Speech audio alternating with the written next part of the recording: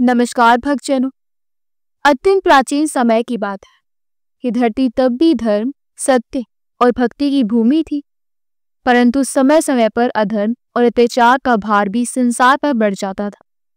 जब भी अधर्म का बोझ पड़ता, तब देवताओं और मनुष्यों की रक्षा करने की शक्ति का कोई रूप प्रकट होता। यही कारण है कि नवरात्रि का पर्व केवल त्योहार नहीं, बल्कि शक्ति की विजय का उत्सव माना जाता है। नवरात्रि के तीसरे दिन जिस स्वरूप की उपासना की जाती है, वह है माँ चंद्रघंटा। माँ चंद्रघंटा का स्वरूप अद्भुत और दिव्य है। इनके मस्तक पर घंटी के आकार का अर्धचंद्र सुशोभित है। इसी कारण उन्हें चंद्रघंटा कहा जाता है। उनके 10 हाथों में अलग अलग दिव्य अस्त्र शस्त्र सुशोभित रहते हैं। त्रिशूल, गदा, तलवार, कमल कमंडल, धनुष, बाण, खड़ग और वर मुद्रा एक साथ उनके तेज और सामर्थ्य का परिचय देते हैं। उनके वाहन सिंह ही, जो निर्भीकता और परिक्रम का प्रतीक है। उनके मुख पर एक साथ करुणा और वीरता दोनों की आभा झलकती है। भक्त जब उनके उस स्वरूप को ध्यान करते हैं, तो उनके भीतर अदम्य साहस जाग उठता है और भय स्वतः नष्ट हो जाता है। नवरात्रि के तीसरे दिन सुबह सुबह श्रद्धालु स्नान करके शुद्ध वस्त्र धारण करती। पूजा स्थल को स्वच्छ करके वहां लकड़ी की चौकी पर लाल कपड़ा बिछाया जाता है। उस पर माँ चंद्रघंटे की प्रतिमा या तस्वीर स्थापित की जाती है। चौकी के समीप कलश रखा जाता है, जिसमें जल, गंगा जल, सुपारी और सिक्का डाला जाता है। दीपक जलाकर वातावरण को पवित्र किया जाता है। लाल और पीले वस्त्र, सुहाग सामग्री, सिंदूर, चूड़ियां, बिंदी, लाल फूल, ये सब वस्तुएं माता को अर्पित की जाती हैं। भोग में दूध से बनी मिठाइयां, खीर और शहद चढ़ाए जाते हैं। आरती के समय कपूर की लौ जब वातावरण में फैलती है, तब भक्त को ऐसा प्रतीत होता है मानो स्वयं माँ उसकी रक्षा कर रही।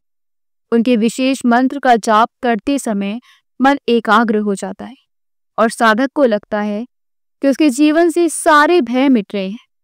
परंतु माँ चंद्रघंटा की महिमा केवल पूजा विधि में ही नहीं, बल्कि इस पौराणिक कथा में भी निहित है, जो हमें बताती है कि कैसे उन्होंने देवताओं को महिषासुर के अत्याचारों से मुक्त कराया।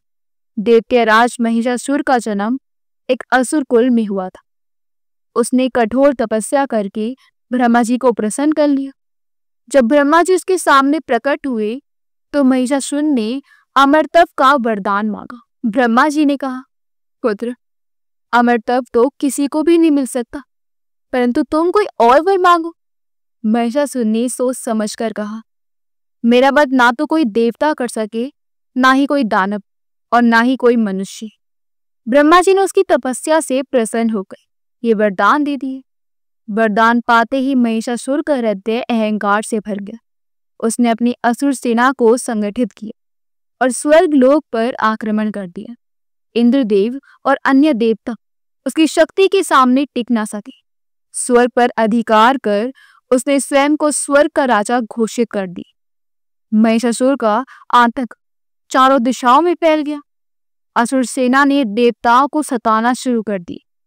ऋषि मुनि भी उसकी अत्याचारों से त्रस्त हो गए। देवता भयभीत होकर ब्रह्मा, विष्णु और महेश के पास पहुंचे। वह रोते हुए बोले, भगवान, महिषासुर ने हमें हर जगह से निकाल दिया है। वह अपने अहंकार में इतना डूब गया है कि अब धर्म और सत्य की कोई कीमत नहीं रह गई है।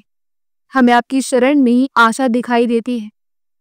त्रिदेव ने जब देवताओं की व्यथा सुनी, तो वह अत्यंत क्रोधित हुए। उनके क्रोध और तेज से एक दिव्य आभा उत्पन्न हो, जो धीरे धीरे और भी प्रचंड होती। उस तेज से एक दिव्य स्त्री का रूप प्रकट हुआ। वह थी देवी दुर्गा। उनके रूप की चमक से दिशाएं आलोकित हो उठी। उस समय ऐसा प्रतीत हो रहा था मानो संपूर्ण ब्रह्मांड उनकी आभा से भर गया।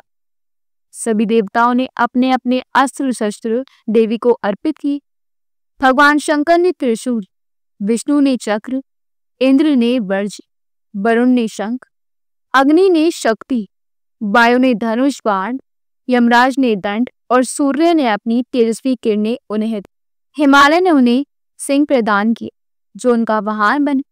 इस प्रकार देवी दुर्गा सर्वशस्त्र संपन्न होकर महिषासुर का वध करने के लिए तैयार है। जब देवी ने युद्ध का संकल्प लिया तो उन्होंने अपने एक विशेष रूप को प्रकट किया। वह था मां चंद्रघंटा का रूप। सिंह पर आरूढ़, 10 भुजाओं से सुसज्जित, मुखमंडल पर दिव्य आभ, मस्तक पर घंटे के आकार का अर्धचंद्री। जैसे मां ने अपने घंटे की ध्वनि से आकाश गुंजित की, धरती कांप उठी, समुद्र उफान मारने लगी और असुरों के हृदय भय से कांपने लगे। महिषासुर की विशाल सेना ने युद्धभूमि में प्रवेश की। असुर नगाड़े बजाते भयानक स्वर निकालते हुए मां के सामने खड़े, परंतु मां चंद्रघंटा की गर्जना और उनके घंटे की प्रलयकारी ध्वनि ने उनकी सारी शक्ति को क्षीण कर दी। युद्ध आरंभ हुआ। मां ने अपने त्रिशूल से असुरों को छीन भिन्न कर दी। उनके चक्र की गति से असुरों की सेना धराशायी होने लगी। गदा और तलवार से उन्होंने शत्रुओं पर विनाश किया। सिंह की गर्जना से शत्रुओं के हृदय भयभीत हो गए। देवता दूर से दृश्य देखकर प्रसन्न हो उठे। उन्होंने मां की स्तुति करते हुए कहा, हे मां, आप ही हमारी रक्षा कर सकती हैं। आपका ये रूप अद्भुत है। आप धर्म की स्थापना के लिए अवतरित हुई। हम सब आपके आभारी हैं। महिषासुर ने देखा कि उसकी सेना धीरे धीरे नष्ट होती जा रही है। तब उसने स्वयं युद्धभूमि में प्रवेश किए। वह कभी भैंसे का रूप धारण करता, कभी मनुष्य का, तो कभी किसी अन्य पशु का। उसकी मायावी शक्तियों से युद्ध और भी भयानक हो उठा। आकाश में बिजली सी चमक रही थी, धरती कांप रही थी और चारों ओर हाहाकार मच गया। परंतु मां चंद्रघंटा ने अपने पराक्रम से उसकी हर चाल को निष्फल कर दी। युद्धभूमि कई दिन तक चल। असुर बार बार पराजित होकर उन्हें आक्रमण करते, लेकिन मां की शक्ति के सामने उनका कोई उपाय काम न आए। अंत है निर्णायक क्षण आया। मां चंद्रघंटा ने अपने त्रिशूल से प्रहार किए और महिषासुर भूमि पर गिर पड़ा। देवी ने उसकी छाती पर आसीन होकर उसका वध कर दी। महिषासुर के वध के साथ ही उसके अत्याचारों का अंत हो गया। देवताओं ने चैन की सांस ली। स्वर्गलोक पुनः सुरक्षित हो गई। ऋषि मुनियों और भक्तों ने मां की जय जयकार की। चारों ओर जय मां दुर्गा का घोष होने लगा। देवताओं ने मां को प्रणाम करते हुए कहा, हे मां, आपने हमें संकट से मुक्ति दी। आपके इस रूप की महिमा युगों युगों तक गाई जाएगी। मां चंद्रघंटा की कथा हमें ये शिक्षा देती है कि चाहे बुराई कितनी भी बलवान क्यों ना हो, उसका अंत निश्चित है। सत्य, धर्म और न्याय की सदैव विजय होती है। ये कथा केवल पौराणिक प्रसंग नहीं, बल्कि जीवन का सत्य भी है। मनुष्य के भीतर भी महिषासुर जैसी प्रवृत्तियां होती हैं, अहंकार, क्रोध, आलस्य, अज्ञान। जब वह मां चंद्रघंटा का स्मरण करता है तो उसे इन बुराइयों से लड़ने की शक्ति मिलती है। घंटा की ध्वनि हमें याद दिलाती है कि भीतर की नकारात्मकता को भी समाप्त करना संभव है। नवरात्रि के तीसरे दिन जब साधक श्रद्धा और विश्वास से मां की पूजा करता है तो उसके जीवन में नए उत्साह और साहस का संचार होता है। वह हर चुनौती का सामना करने में समर्थ हो जाता है। यही कारण है कि मां चंद्रघंटा की उपासना का महत्व अनन्य है। इस प्रकार मां चंद्रघंटा की कथा केवल युद्ध और विजय की गाथा नहीं, बल्कि ये भी संदेश देती है कि धर्म और सत्य की राह कठिन अवश्य हो सकती, परंतु अंत है उसी की विजय होती।